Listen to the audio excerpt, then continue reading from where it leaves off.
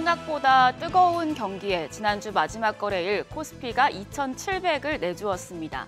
매크로와 마이크로가 팽팽한 영향력 싸움을 벌이고 있습니다. 여전히 호실적을 보여준 기업들의 모멘텀은 나타나고 있지만 고금리 장기화 등 매크로의 영향력도 재차 확대되고 있는 양상인데요. 과연 미증시에서 반발 매수세가 들어온 것처럼 우리 시장도 무너진 2,700의 벽을 빠르게 다시 쌓아 올릴지 이번 주 시장이 중요하겠습니다. 지난주 지수는 고금리 장기화 우려에 맥을 추지 못했습니다. 코스피가 1.26% 급락하면서 2,687까지 밀렸고 코스닥도 0.85% 마이너스 839선이었습니다. 수급 상황 보시죠. 금리 인하 기대가 후퇴하다 보니 메이저 수급 주체가 우리 시장에서 보이지 않았습니다. 유가증권시장 외국인과 기관 양 매도가 나오면서 지수를 짓눌렀는데요. 기관이 8,523억 원 순매도, 외국인도 3,826억 원 팔자 포지션이었습니다. 개인 홀로 1조 원 넘는 매수세 기록했습니다. 코스닥 시장 금액이 많이 차이 나긴 하지만 동일한 패턴이었습니다. 외국인이 64억 원, 기관이 31억 원 매도 우위 기록했고요. 개인만 325억 원 매수 포지션 취했습니다. 시가총액 상위 종목 마감가 체크하시죠. 유가증권 시장은 모두 퍼렇게 멍들었습니다. LG화학 보합을 제외하면 시총 10위를 넘어서 시총 22위까지 모두 무너졌는데요. 약세의 골이 가장 깊었던 건 인덱스 대표 주자인 삼성전자였습니다. 삼성전자는 HBM3E 8단과 12단 칩이 엔비디아 테스트를 통과하지 못했다는 보도에 급락하면서 지수에 하방 압력을 가했습니다.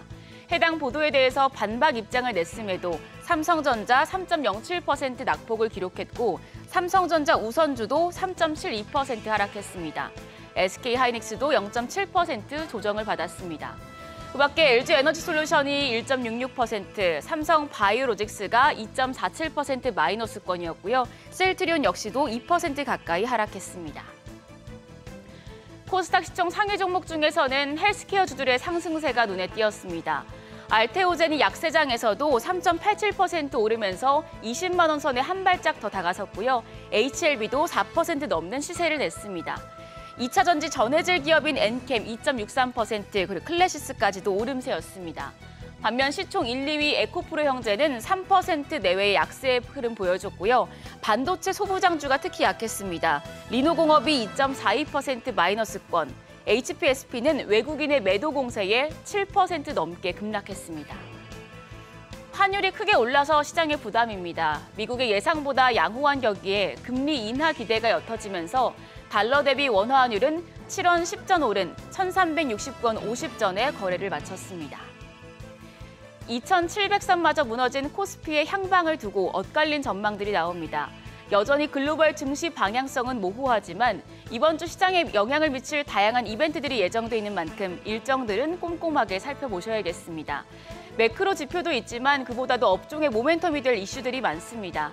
오늘은 한중일 정상회의, 그리고 내일은 UAE 대통령의 국빈 방문이 예정돼 있는데요.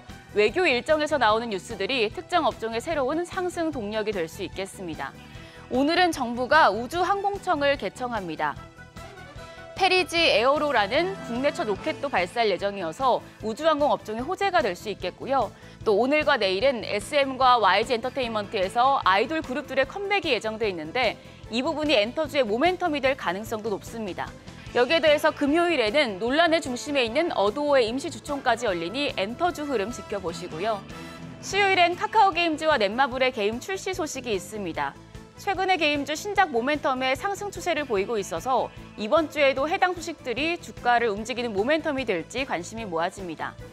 목요일에는 새벽에 연준 베이지북이 공개가 되고요. 금리 인하 기대감이 다시 커질지 아니면 더 약해질지 나오는 내용에 따라서 시장 변동성이 커질 수 있겠습니다. 금요일에 나오는 한국과 일본, 중국의 경제 지표들도 예의주시해 보시고요.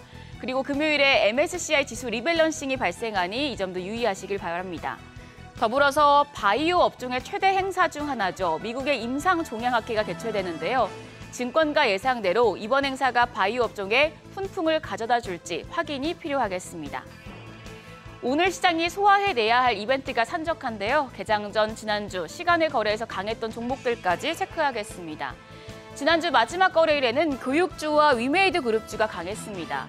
27년 만에 의대 증원이 확정됐고 윤석열 대통령이 후속 조치까지 철저히 해줄 것을 지시하자 메가 MD와 아이비 김영 등 교육주가 상승 흐름을 탔고요.